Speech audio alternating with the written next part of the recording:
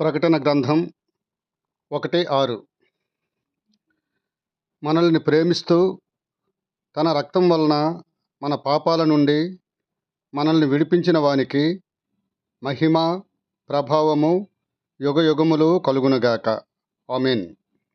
ఆయన మనల్ని తన తండ్రి అయిన దేవునికి ఒక రాజ్యముగాను యాజకులుగాను చేశాడు.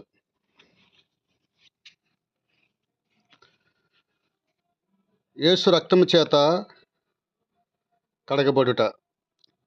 ప్రభువైన యేసు అమూల్యమైన సాటిలేని రక్తధారలు సిలువలో చిందించాడు. ఆ రక్తధారలతో పాపులమైన మనల్ని రక్షించాడు. ఆయన తన పరిశుద్ధ రక్తము ద్వారా మనల్ని కడిగాడు. దేవుని బిడ్డలైన మనం అనుదినం ఆయన రక్తము చేత మనలోనున్న బలహీనతలను కడుగుకోవాలి. ప్రభువు సహవాసములో పరిశుద్ధులుగా జీవించాలి. మనలో ఏ కలంకమైనా మనకు కనిపించిన ఎడల యేసు రక్తం ఆశ్రయించి మనం క్షమాపణ పొందాలి. విశ్వాసులైన తరువాత అనేకమైన తప్పిదాలు మనం చేస్తూ ఉంటాం. అయితే వాటిని అన్నింటినీ ప్రభువు తన రక్తములో కడుగుతాడు. 1 యోహాను 1:7 చెప్పబడినట్లు యేసు రక్తం ప్రతి పాపము నుండి విశ్వాసులైన మనల్ని కడిగి శుద్ధీకరిస్తుంది. అయితే విశ్వాసులు పాపాలు చేస్తారా అనే ప్రశ్న వస్తుంది. కొన్నిసార్లు విశ్వాసి గొర్రెవలే బురద గుంటలో పడవచ్చు. అలాంటప్పుడు యేసు రక్తం కడిగి శుద్ధీకరిస్తుంది.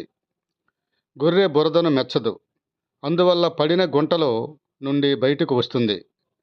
రాలేకపోతే అరుస్తుంది. అరచినప్పుడు కాపరి బయటికి తీస్తాడు. కానీ పంది బురద గుంటలో పడి అందులోనే ఉంటుంది, బయటికి రావడానికి ప్రయత్నం చేయదు.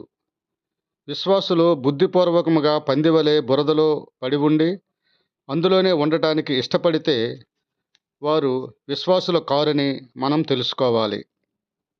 హెబ్రీ 13:12 యేసు రక్తం మనలను పరిశుద్ధపరుస్తుందని పౌలు సెలవిస్తున్నాడు. ఈ వచనములో ప్రభు తన ప్రజలను పరిశుద్ధపరుస్తాడని మనం నేర్చుకుంటున్నాం. దీని భావం మనకు అన్వయింప చేసుకోవాలి. తన ప్రజలైన విశ్వాసులను వారి అతిక్రమాల నుండి ఆయన దినదినము పరిశుద్ధపరుస్తాడు. అందువలన దినదినం దేవుని ప్రజలు ఆయన రక్తము ద్వారా శుద్ధీకరించబడాలి. అలా శుద్ధీకరించబడినప్పుడే ఆత్మీయ సౌందర్యం మనలో ఉంటుంది. 1 పేతురు 1:18-19 అమూల్యమైన క్రీస్తు రక్తము చేత మనం విమోచించబడ్డాం లేక కడుగబడ్డామని పేతురు తెలియజేస్తున్నాడు. యేసు రక్తం ఎంతో విలువైంది.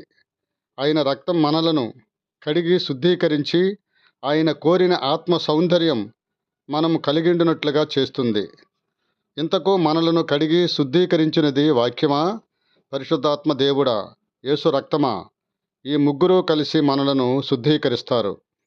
ఈ ముగ్గురిది విడదీయలేనటువంటి సంబంధం. ఈ ముగ్గురు కలిసి పనిచేస్తూ విశ్వాసికి ఆత్మ సంబంధమైన సౌందర్యాన్ని కలుగు చేస్తారు. దేవునికి స్తోత్రం. హల్లెలూయా.